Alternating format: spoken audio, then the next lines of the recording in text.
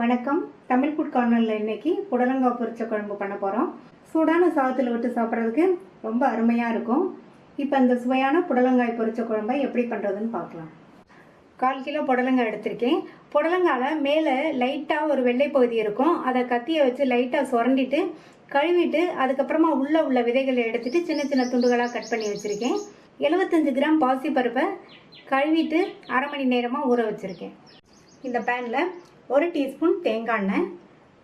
இந்த பொரிச்ச குழம்புக்கு தேங்காய் எண்ணெய் சேர்த்து பண்ணோம்னா நல்லாயிருக்கும். சப்போஸ் உங்களுக்கு தேங்காய் எண்ணெய் பிடிக்கலைன்னா நீங்கள் யூஸ்வலாக யூஸ் பண்ணுற சமையல் எண்ணெய் சேர்த்துக்கங்க. எண்ணெய் சூடாயிடுச்சு.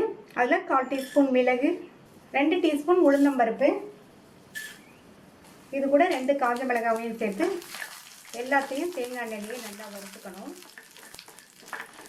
இந்த எண்ணெயிலேயே மிளகு நல்லா பொரியணும், உளுந்தம்பருப்பு நல்லா பொன்னிறமாக வறுபடணும், சேர்த்துருக்க மிளகாவும் நல்லா வறுபடணும். இப்போ எல்லாமே நல்லா வறுபட்டுருச்சு. இது கூட 3 டேபிள் ஸ்பூன் தேங்காய் துருவலை சேர்த்துட்டு நல்லா ஒரு பரட்டி விட்டுட்டு ஸ்டவ் ஆஃப் பண்ணிடலாம்.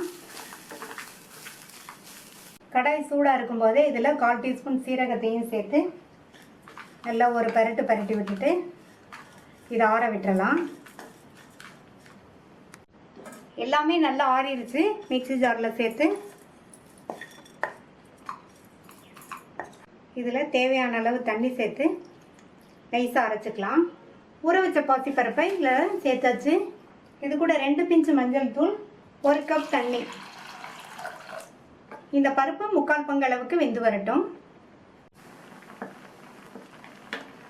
இப்போ பாசிப்பருப்பு 3/4 பங்கு அளவுக்கு வெந்துருச்சு. இந்த அளவுக்கு வேக வச்சதுக்கப்புறம் தான் காயை சேர்க்கணும்.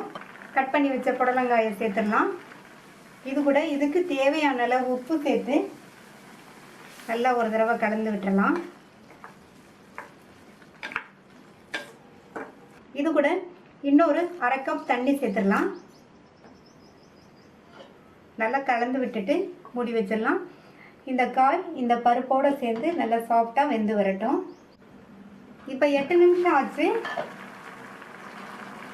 பருப்பு காய் ரெண்டுமே நல்லா சாஃப்டாக வெந்துருச்சு. இந்த பொரிச்ச குழம்புக்கு ரெண்டுமே நல்லா இந்த மாதிரி சாஃப்டாக வேகணும்.